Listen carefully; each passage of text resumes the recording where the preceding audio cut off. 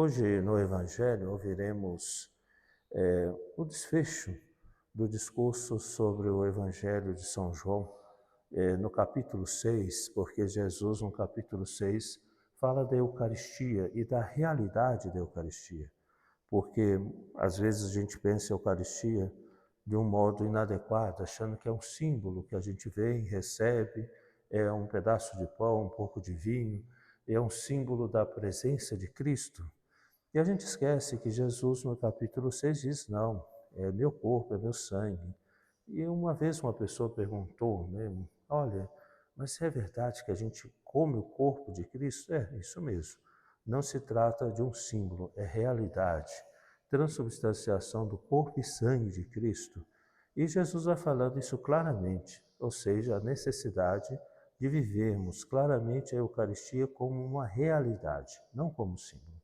E isso significa a gente entender que Cristo, quando se tornou um de nós, não foi simbolicamente. Aliás, nós estamos nos 1700 anos do Concílio de Nicéia, e não foi um símbolo. Ali se afirmou, Cristo se encarnou de verdade, corpo, alma, divindade, sangue, é Cristo inteiro. Então, quando a gente não entende que Cristo está inteiramente presente na Eucaristia, também podemos, por consequência, duvidar que Cristo se encarnou inteiramente. Então, Jesus não brincou de ser homem, assumiu em tudo a condição humana. Cristo participou das alegrias, viveu o que nós sentimos de tristeza quando choramos. Então, Cristo verdadeiramente se encarnou e Cristo está verdadeiramente presente na Eucaristia. E as pessoas se escandalizavam com isso. Aliás, esse é um grande ponto, né? Scott Hahn, quando escreve sobre o banquete do Cordeiro, ele, um protestante convertido, ele dizia assim, nós evitávamos, nas nossas pregações, falar do capítulo 6 de São João, porque era uma coisa desconcertante. Nós tínhamos que dizer que era só símbolo. E Jesus dizia que não. Depois ele falava da presença, das consequências da Eucaristia, e nós procurávamos contornar aquilo e muitas vezes deixávamos de lado o capítulo 6 de São João. E o desfecho é que as pessoas vão dizer, essas palavras são duras demais, Senhor. Quem consegue escutar? E Jesus está falando da Eucaristia, está falando da sua presença, do seu corpo e sangue. E diante da murmuração, Jesus vai perguntar, mas isso vos escandaliza? Isso vos escandaliza? E Jesus vai ligar a Eucaristia também ao Espírito Santo. Ele que dá a vida, a carne não adianta nada. Então Jesus vai intensificando o sentido e sendo muito claro. E ainda acrescentou, né, só pode vir a mim quem pode vir a mim, a não ser que seja concedido pelo Pai. Então Jesus também insiste que Ele é a revelação do Pai, Ele é Deus, né? Ele é verdadeiramente Deus. No final, as pessoas começam a ir embora. Aliás, nos evangelhos, Jesus é pouco a pouco abandonado. Primeiro vão as multidões, depois os 12 o abandonam, e restarão três, né, vamos dizer assim, e três pessoas diante da cruz, né? Então vejam que de fato nós estamos diante disso, né? Jesus é exigente. Aliás, todo o cristianismo muito fácil, toda igreja que propõe um caminho fácil, não corresponde ao que Jesus ensina. Então vejam que é isso que Jesus está deixando claramente para nós. Ele não está aqui para nos adular, não está aqui para bajular ninguém, está para colocar exigências, né? E vez ou outra, né, as pessoas não entendem isso, né? Que às vezes vem com suas exigências, quer que as coisas estejam nas suas medidas. Isso se trata no modo de celebrar, no modo de rezar, no modo de querer as coisas, querendo obter algum tipo de favorecimento, né? E Jesus nos ensina que não é isto, né? Não deve ser assim. E aí então vemos que Jesus olha para os 12 nesse trecho do Evangelho e pergunta: vocês não querem ir embora, não? Vocês não querem também aproveitar, já que essa multidão está indo? Então, nós não estamos aqui para atrair as pessoas e encher as igrejas, mas estamos para atrair a Cristo. e atrair a verdade. Esse é o nosso caminho. Então, quando nós começarmos a ficar muito macios, a coisa não está bem, as coisas não vão bem. Quando nós tornarmos as nossas celebrações espetáculos, né? É como se fosse dos circos romanos, né? A gente faz aquelas coisas todas, né? Que as pessoas ficam arrepiadas, emocionadas. Jesus vai dizer, olha, se vocês quiserem, vão embora, né? Porque não é isso que eu quero para vocês. E aí, então, a pergunta de Pedro é, que iremos, Senhor? Só Tu tens palavras de vida eterna, né? E aí vejamos, então, que a gente pode dizer isso a Cristo, Senhor, a quem iremos? Porque se nos afastarmos de Cristo, o que nós vamos encontrar por aí? Aliás, não confundir liberdade como escolha de deixa eu mandar em mim fazer o que eu quero, né? A liberdade cristã é sempre escolher Cristo, é sempre escolher a verdade, é sempre viver o amor. Isso é liberdade. Outra coisa opcional, como opção a isso, já nos coloca em algum tipo de prisão. Ah, eu não quero Cristo, mas vou pegar essa coisa aqui. Não quero o que a igreja exige, mas eu vou fazer o que eu quero. Então a pessoa se tornou escrava do seu egoísmo, né? Entrou dentro da sua vida achando que ali tem a solução para tudo. E a gente já bem conhece que toda vez que alguém toma esses rumos, resultará depois em tristeza, em uma vida sem sentido, porque de fato, quem somos nós? Nós não temos todo o sentido da vida em nós. Muitas vezes acreditamos que o caminho de fé de Maria foi muito diferente do nosso.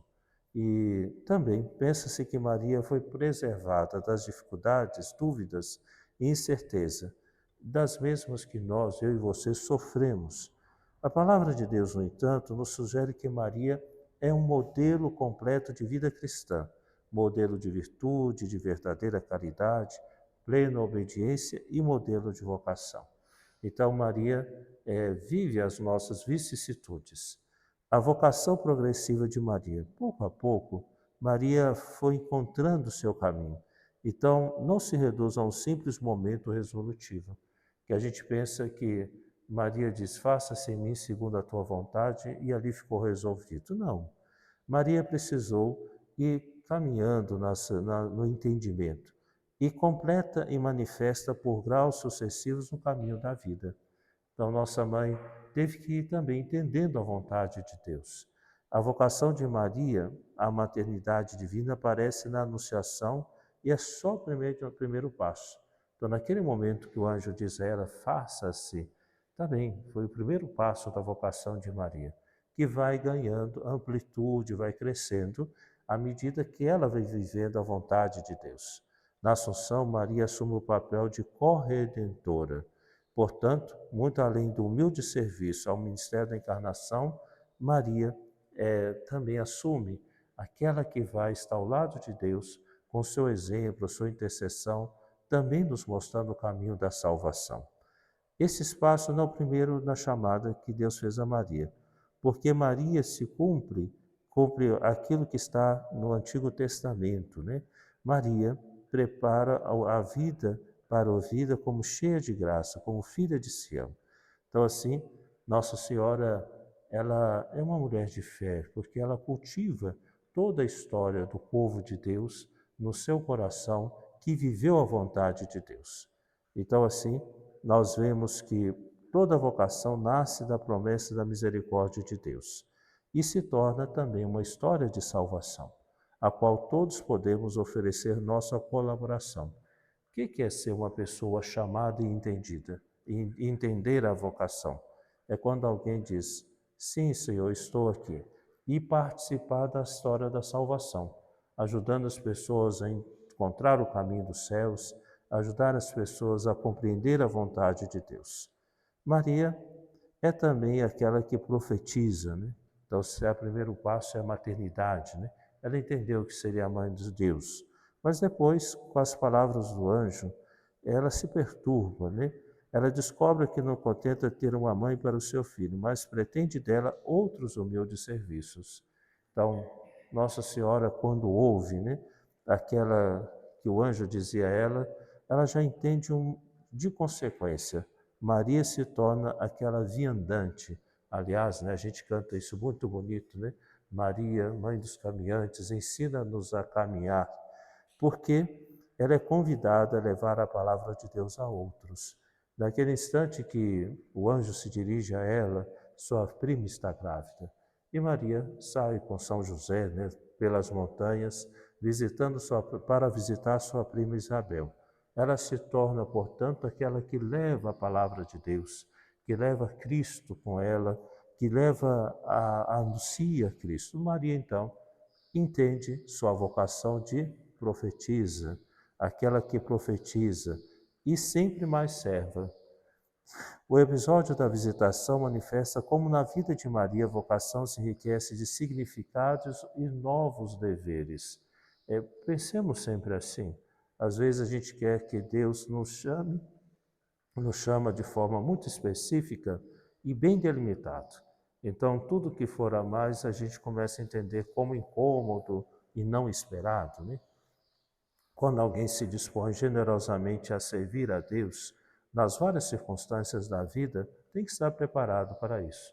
O Senhor me pediu isso daqui, pediu para ser mãe, pediu para ser pai, mas há uma série de consequências disso, né? Porque um bom pai, uma boa mãe também tem seus deveres profissionais que deverá viver com muita responsabilidade. Também as nossas vocações há uma tendência de proliferar, se tornarem aparentemente mais complexas, mesmo continuando simples no seu aspecto fundamental. Maria foi chamada para ser mãe, mas a gente vai vendo que vai aumentando a complexidade dos pequenos serviços que Deus espera. Então, serviço ao Senhor. Então, assim, uma coisa é que é fundamental, outras coisas que são consequentes. Aliás, a gente costuma até murmurar. Ah, mas eu pensei que ia me casar para ser só assim. Aí eu pensei que ia ser padre, mas que não ia acontecer isso e isso, que o bispo ia me exigir outra coisa, né? Eu pensei que ia ser uma religiosa, poder rezar, fazer missão, mas não imaginei que um dia parar na casa de governo, ter que lidar com coisas, né? Então vejam, a pequena jovem de Nazaré não volta atrás quando se dá conta que os pedidos do amor encarnado vão sendo transformando mais exigentes com ela. A vida dela não diminui, mas amplia. A fadiga, o cansaço, não é privação, mas riqueza, dom e graça. Basta perguntar às mães, os pais, né? Estão cansados de serem pais e mães? Não, não se cansam. Porque vão percebendo isso, né? O cansaço não priva, não tira a liberdade, mas a pessoa se realiza. E de fato, né, às vezes, aquilo que Jesus disse quando estava samaritano, os discípulos, o senhor não está com fome, né? Não, minha vontade é meu alimento é fazer a vontade do Pai. Né? Então também, né, se a gente anda fadigado, ou até talvez nem esteja cansado, mas se a gente começa a murmurar, a gente tira os méritos das coisas que estamos fazendo. Se eu começo a reclamar, mas isso, não sei o quê, é sinal de que essa murmuração está, na verdade, indicando falta de amor. Então, somos convidados a assumir a nossa vocação de uma forma bonita, inclusive com as cruzes e fadigas. Assim, Maria para nós, fonte de esperança, esperança para nós que muitas vezes nos lamentamos, do que uma vez assumindo a sequela Cristo, as tarefas aumentam. O tempo aperta e a vida vem sempre absorvida, sempre mais. Maria compreende que perder a vida a faz mais plena e não pobre. Então, quem perde a sua vida por mim vai encontrá-la, né? Jesus vai dizer isso claramente nos Santos Evangelhos. Há um terceiro passo de mãe de Jesus. Profetiza um filho para todos. Muitas vezes não nos damos conta da surpresa que Maria provou quando, depois do nascimento de Jesus em Belém, chegaram os magos, sábios que traziam dons para o Deus feito homem, que não é simplesmente o Messias para Deus, mas Salvador da humanidade. Já disse isso de forma, vamos dizer, um pouco brincando, né? Porque imagina, está ali Nossa Senhora, né? Com o menino Deus, aí chegam os pastores, né? O São de Homem vêm do campo, né? Não tinham tomado banho, né? Estavam lá, né, cuidando de ovelhas. Vamos lá ver o menino, né? Aí chegam todos lá, bem sujinhos, bem cheirosos. Podemos ver o menino, né? Então imagine, né? Uma mãe de hoje ficaria muito estressada, né? Tem que passar alquinho na mão e não sei o quê. Por favor, não pega o menino não, que senão vai dar icterícia, não sei o quê, vai ficar com bolinha, não sei onde, uma confusão danada, né? Então, não, agora não, só visita, nos primeiros dias não pode ir à igreja, que está sem vacina, os meninos vão morrer, não sei o quê. Enfim, a gente já conhece todos os estresses atuais, né? E aí o menino já nasce embalado dentro de um pacotinho de bala, né? Então já nasce assim, deixa enrolar ele aqui no plástico, porque é assim, né? E aí a gente vê, né? O menino já é assim pequeno, imagina quando virar adulto, né? Ele vai ser empacotado até o fim da vida. Não me toques, né? Não me toque, não é porque para estar indo para o pai, porque eu sou chato mesmo, né? Enfim, Maria recebe aquele pessoal todo, né? E viemos ver o Salvador, né? E o presépio é totalmente antisséptico, né? Está a confusão, né? Tem menino, tem carneiro, tem boi, tem burro, tem gente que não tomou banho, todo mundo para ver Jesus, né? E depois chegam os magos, né? Vieram de longe. Viemos aqui visitar o menino. Que história é essa? Veio de longe, ele vai roubar o menino, né? Naquele tempo ainda fazia, aquele tempo ainda hoje, né? Roubava menino para fazer tráfico, né? Aí vem cá pegar meu menino, né? Mas nada. Nossa mãe ia ser humilde serva, né? Ela entende que ela é a mãe dos pobres de Israel. Venham pastores, ela se torna a mãe de todos, né? E que serviço humilde de Nossa Senhora. E ainda tem um detalhe, Jesus era judeu, né? Maria também, José. E que loucura é essa de receber pagãos? Chegar em casa, esse pessoal que, sei lá, eles não vivem a fé que a gente tem, eles vão contaminar tudo aqui, nada disso. É uma beleza assim, é surpreendente, né? Como que nossa mãe, ela entende a vocação e cresce nisso, né? Sem, desculpe-me, sem frescuras, né? E com o coração de mãe. E mãe não só do seu filho, né? É por isso, né? Que muitos meninos são muito mimados, são criados para os pais e não para o mundo. Não tem essa compreensão de mundo, né? Os filhos, meu filho e minha filha são meus. Não, não são, é do mundo, né? Pensamos que não ficou claro que Jesus veio para a salvação de todos os homens. Isso não estava na cabeça de Nossa Senhora. Mas ela foi entendendo, né? Maria não havia recebido com clareza esse aspecto, né? O anjo não disse assim, olha Maria, deixa eu já combinar tudo aqui com você para ficar bem claro, né? Para não dar processos depois, né? Então Maria, vem cá, então você vai ser o menino vai nascer, depois vêm os pastores, depois também, entendeu? Então você assina aqui, nada disso, né? Maria disse, faça-se, olha, faça-se. Maria não havia recebido com clareza esse aspecto, foi surpreendida. E quem sabe até ela se escandalizou no primeiro impacto, né? Porque de fato diz que ela, quando o anjo disse a ela, ela se perturbou. Então Maria sim deve ter se perguntado, mas o que é isso, né? O seu filho deveria reinar na casa de Davi, como disse o anjo, não sobre todos os povos. O anjo não disse isso, né? Não entre os impuros, esses magos que se tocaram e tocaram Jesus, o teriam contaminado, segundo a tradição bíblica. O Senhor já estava pedindo a Maria para que servisse a toda a humanidade, mas não sabia até que ponto e nem que preço. Maria não sabia. A grande ternura de Deus que prepara Maria a pequenos passos. Maria aprende com delicadeza que seu filho deverá misturar-se com impuros pecadores, inimigos do povo, estrangeiros. E Maria meditava tudo isso no seu coração. Também nós, com Maria, nosso modelo, que medita, aprende e pouco a pouco se torna possível o difícil, que torna possível o difícil. E é o quarto passo, né? Maria tem o seu coração transpassado. Não basta o desconcerto de saber que seu filho foi enviado aos pagãos, agora Maria tem uma vocação enriquecida, quando o mistério da salvação se completa na cruz. Maria compreende o que será na dor que o povo será salvo, os pagãos serão salvos. O que diríamos nós? Senhor, a mim me coloca no embaraço e dúvida sobre a minha reputação ao me fazer grávida sem estar com José. Pede-me para aceitar os pagãos, recebe os frutos do seu serviço. Agora, Senhor, diríamos nós, não Maria, me dá também sofrimentos? O Senhor não está me pedindo muito? O Senhor não está me fazendo passar vergonha de ver o meu filho morrer na cruz? Maria continua a meditar. Não reagiria como nós, né? Não está tudo claro. Ela está aprendendo a esse chamado por graus.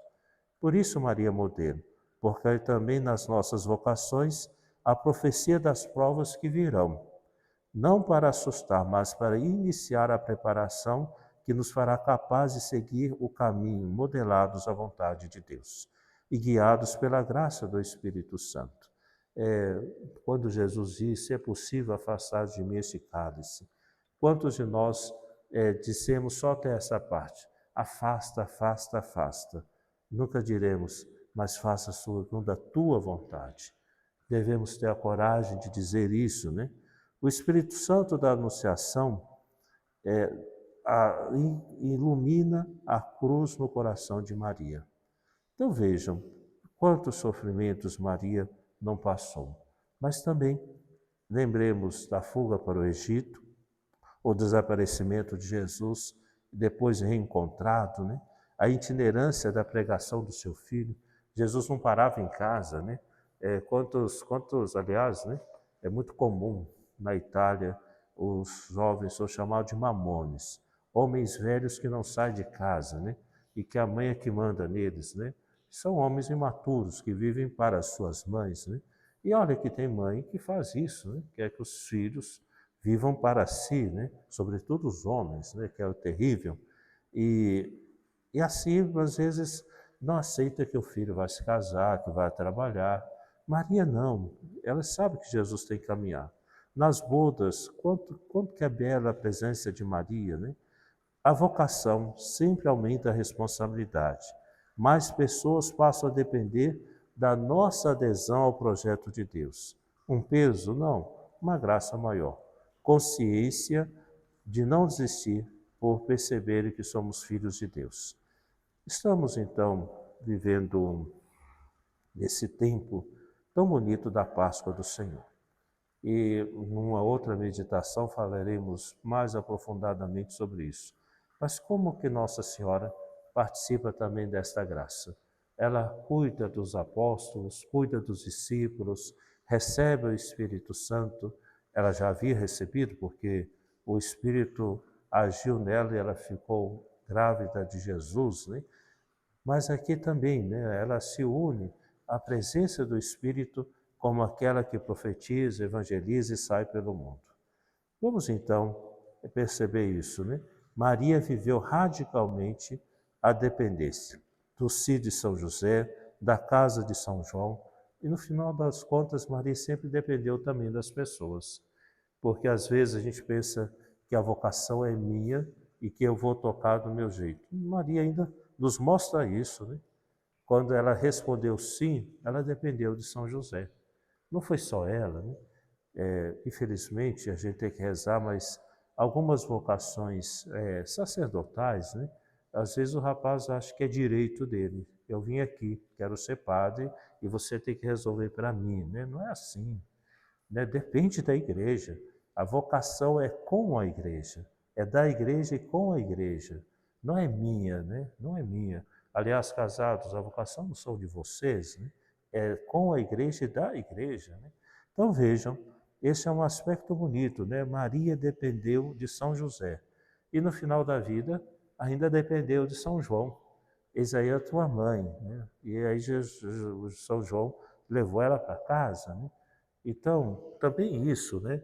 A gente fica muito preocupado com as condições da nossa vocação atualmente e do fim da nossa vida. A gente fica projetando uma ótima aposentadoria, uma casa, as coisas sob os nossos cuidados e pronto, né? Agora é isso que vai ser o fim da minha vida, desprezando inclusive a providência divina, né? Que Deus cuida de tudo, né? E às vezes tem tudo ao redor e está lá gagá, né? Não sabe nem o que fazer da vida, né? E ao final das contas a gente descobre nem quem eu sou, né? Eu estou aqui e pronto, né? O que adianta de tudo que a gente vai ajuntando, né? Nossa, eu preciso garantir isso e aquilo. No final das contas, pronto, vai cair na mão de outros, né? Olha, vai cuidar nas condições dele, né? É o que Jesus diz a São Pedro, né? Quando você era jovem, você via para onde você queria. Quando te tornares velho, é o outro que vai decidir isso por você, né? E, bom, sejamos dóceis a isso, né? Que elas nos ensinem a sermos esses aspectos da vida da vocação de Maria, a sermos agradecidos a Deus. E um dia recebemos o bem definitivo, estar para sempre no céu, com a nossa Mãe Maria. No céu, no céu, no céu, com minha mãe estarei.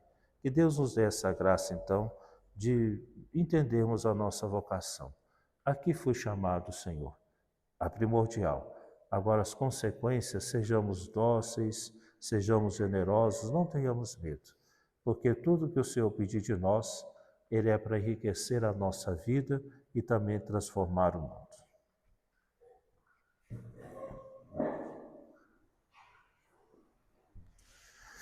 Dou-te graças, meu Deus, pelos bons propósitos, afetos e inspirações que nos comunicastes nesta meditação. Peço-te ajuda para os pôr em prática. Minha Mãe Imaculada, São José, meu Pai Senhor, meu anjo da guarda, intercedei por mim. Amém.